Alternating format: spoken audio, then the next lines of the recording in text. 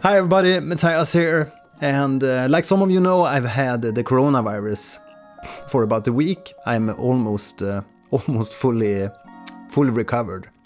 At least I don't have that bad fever anymore. So I wouldn't recommend you to have the coronavirus if you have small kids. I have a toddler at 1 year and 2 months called Alex, and if you have the coronavirus and your girlfriend gets the really bad version of the coronavirus, I mean, there's like nobody to take care of the kids, so I wouldn't recommend it. It was really a mess, but it finally feels better at least. Right, so the 4 first days I had like 39-40 degrees Celsius of fever and was trembling tremendously, was trembling like hell. It was impossible to keep still, and I've actually never experienced fever like that before. I mean, I've had high fever from earlier infections, but they have never been this demanding on the psyche and on the body. I still feel like it's a little bit hard to breathe. I still have this cough, like you heard in the beginning here, and sometimes I get this like sweatings on the legs, and it's you can feel it's a long recovery back if you get this some of these really bad versions of the coronavirus. I actually thought I had the coronavirus like 1.5 years back, but at the time the test didn't show that I had an infection, but I had some symptoms like a small cough and a little bit of fever. But this time around, when I got the infection, it was it's just like the baddest experience I've ever had in a sickness in my whole, at least in the adult life.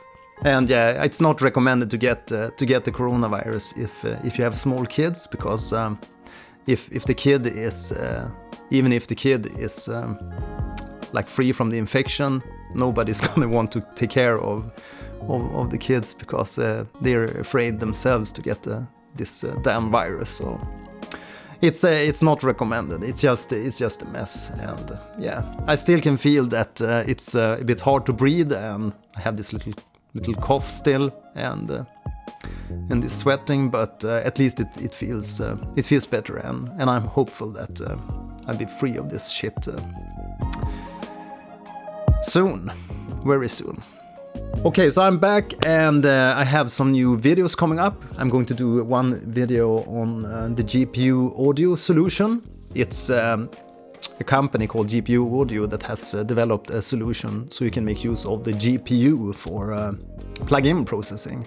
So they will have their own plug-in suits coming out soon that will utilize the GPU, because that's a very unused power in many PCs and Macs, because you often have a very powerful graphics card in your gaming PCs or your music PCs, and it's just used to the minimal by the DAWs and the plugins at this point, only like for rendering the graphics. But with the GPU audio solution, you will be able to make use of that powerful graphics card for plug-in processing. So that's a very interesting technology, and I can't wait to check it out. Apparently their first plugin out is a convolution reverb, and that's also a very demanding kind of processing, so it makes sense to release a convolution reverb as the first plugin to make use of the GPU for the processing. Aside from that, I also received this Impact LX Mini from Nectartech, so I will be doing a little review on this small and affordable MIDI controller too. And aside from that, we have damn corona. Aside from that, I have some new music production and music theory videos coming your way. And I'm also working on a music theory class and a new Logic Pro class, and some new additional episode for the Bitwig Masterclass. But all in due time. I need a little bit of time here to recover, because as you can hear, I'm not fully recovered yet, but we're getting there.